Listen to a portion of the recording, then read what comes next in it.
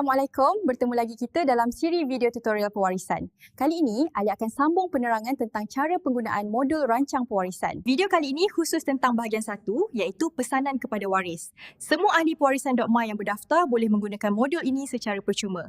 Ia disediakan bagi menolong waris menguruskan urusan penting dengan lebih teratur dan lancar pada masa itu.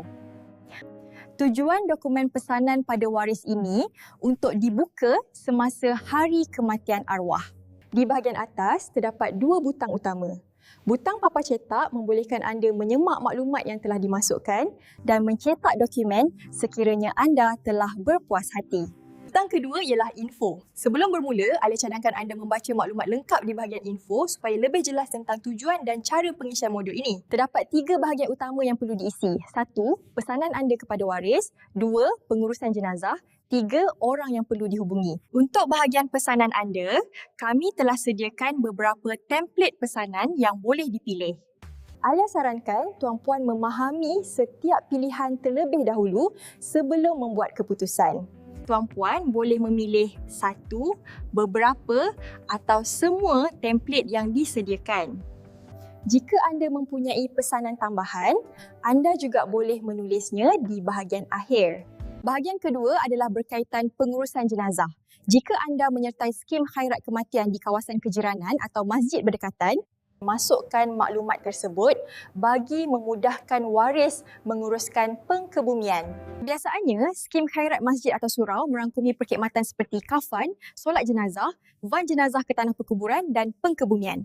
Jika berlaku kematian di luar kawasan kediaman, biasanya akan melibatkan kos tambahan.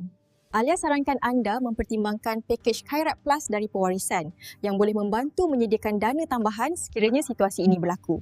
Biasanya, bila berlaku kematian, waris selalunya berada dalam keadaan tertekan dan tak sempat pun nak maklumkan kepada sanak saudara atau waris terdekat. Ada juga situasi di mana nombor telefon penting tersimpan di dalam telefon bimbit yang berkunci. Bahagian ketiga ini membolehkan anda menyenaraikan individu yang perlu dimaklumkan tentang pemergian anda, seperti ahli keluarga terdekat, rakan-rakan, penasihat kewangan atau takaful atau majikan. Setelah semua maklumat dimasukkan, anda boleh lihat atau review semula dengan menekan butang papa atau cetak. Jika terdapat maklumat yang ingin diubah, jangan risau. Anda boleh kembali ke bahagian berkaitan dan membuat perubahan. Setelah selesai membuat perubahan, anda perlu cetak dokumen ini dan simpan di dalam sampul tertutup dengan arahan jelas bahawa ia hanya boleh dibuka oleh ahli keluarga terdekat selepas kematian anda. Tolong maklumkan pada mereka tentang dokumen ini, di mana ia disimpan dan bila ia sepatutnya dibuka. Alia harap penerangan ini dapat menolong anda dalam menyiapkan dokumen pesanan kepada waris. Teruskan menonton penerangan daripada Alia dalam video-video seterusnya. Semoga ia memberi manfaat kepada anda dan keluarga.